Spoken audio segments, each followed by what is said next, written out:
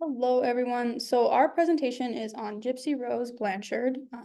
In order to get an accurate picture of this case, you need to know the background on Claudine Blanchard, otherwise known as Dee Dee. So Dee Dee was born May 3rd in 1967 in Chackbite, Louisiana, to Claude Pitre and Emma Gisclair. She was one of 5 kids. She married Ron Blanchard and had Gypsy in 1991, where she cared for Gypsy and her many ailments until her death in 2015, where she was murdered by Nicholas Agodajon in Springfield, Missouri. Her body was cremated, and her ashes were actually flushed down the toilet by her father. Her stepmother, Laura Petrie, can be quoted in the documentary on HBO Max, saying, "Flush them," and she got what she deserved. So obviously there was no love lost there. She is believed to suffer from Munchausen's syndrome by proxy, also known as facetious disorder imposed on another. She faked a myriad of Gypsy's illnesses, beginning when she was just an infant, including seizures, asthma, and certain hearing and visual impairments. She was able to do this because she had nursing training, and she was just very believable to the medical staff because she knew what she was talking about. I say believed because as she was already deceased by the time all of the extra information and Gypsy's treatment came out, but experts do agree that she fits the criteria pretty much to a T.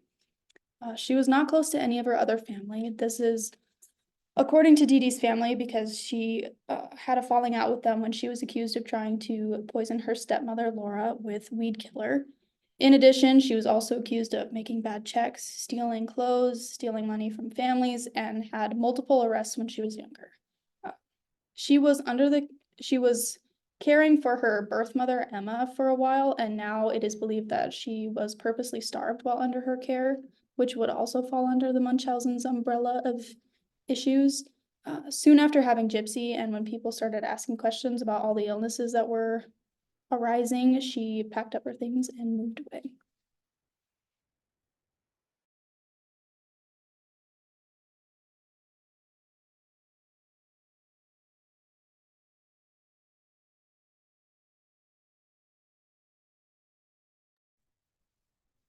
Hi, my name is Amaya, and I'm going to be talking about Gypsy's childhood leading up to the murder. So, Gypsy was born in 1991. She was raised by her mom her entire life. It was always just the two of them, or for the most part. And when she was a baby, her mother claimed that Gypsy had multiple health issues, and the first thing was sleep apnea. When she turned 8, her mom then said that she was battling leukemia and muscular dystrophy, along with claiming that Gypsy needed a wheelchair and needed to be fed through a feeding tube.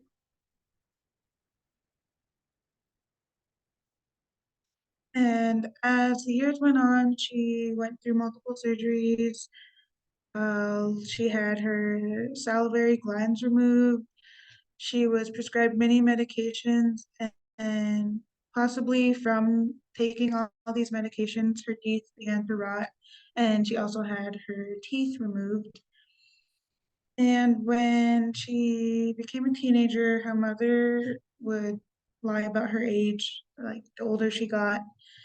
And after a while, Gypsy did realize that she was older than what her mom was saying, and she didn't have any of these health issues that her mom claimed. She was beginning to have a better understanding of everything and realized what Dee Dee was doing to her wasn't right. And she started to go online and was going through dating apps, and she began talking to a man named Nicholas.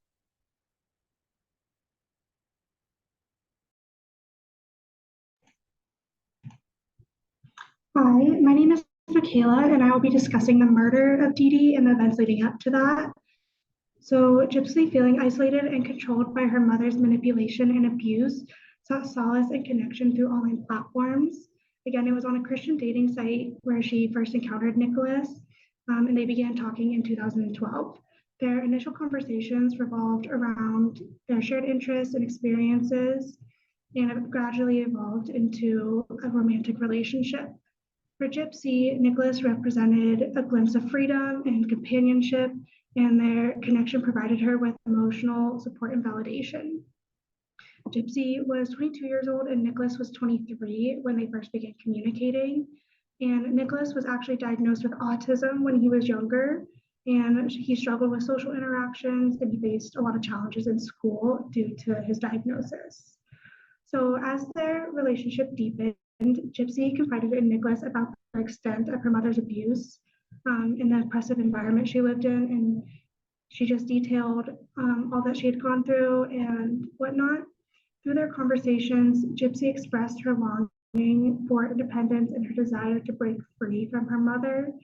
And of course, Nicholas was empathetic to Gypsy and again offered emotional support. Their discussions centered on potential escape plans and the challenges that Gypsy faced in those. And for Gypsy, Nicholas really became a trusted confidant and an ally in her quest for liberation from her abusive circumstances. So in their conversations, Gypsy and Godejohn explored various methods of confronting Dee Dee, ranging from running away to confronting her directly. However, as their frustration mounted and their desperation grew, they eventually settled on the decision to end Dee Dee's life. They meticulously planned the murder, discussing the logistics and potential consequences. And for Gypsy, the prospect of freedom from her mother's abuse overshadowed any moral or ethical considerations. So on June 10th in 2015, with Gypsy's assistance, Nicholas entered the Blanchard home and killed Dee Dee by stabbing her in her bed. The two then ran away together to Nicholas's home, where they remained until the police located them. Dee Dee's body was discovered on June 14th, and it took less than 48 hours for authorities to arrest the couple.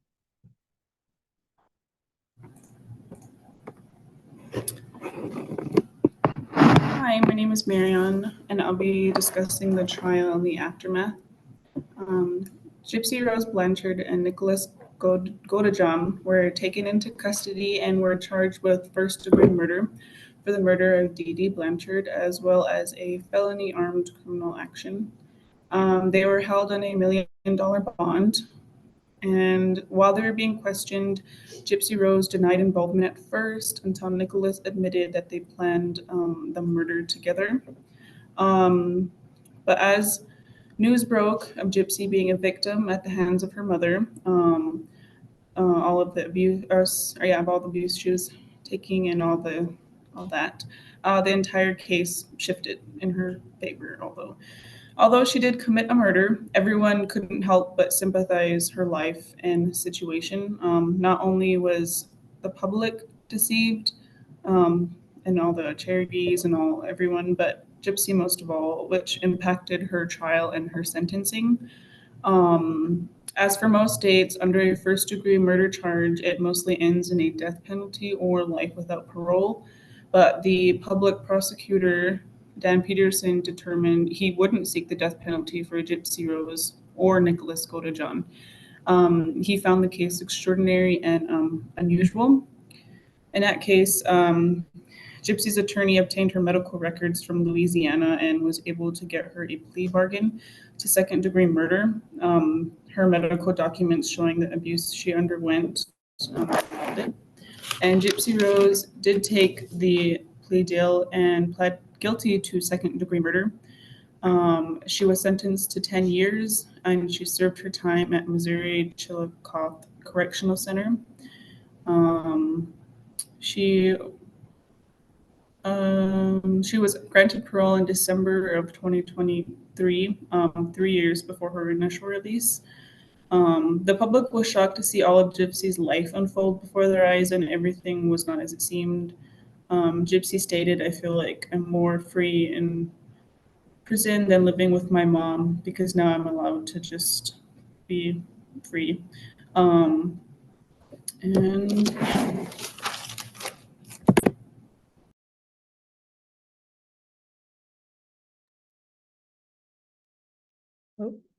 Hi, my name is Allison, and I will be talking about Gypsy today.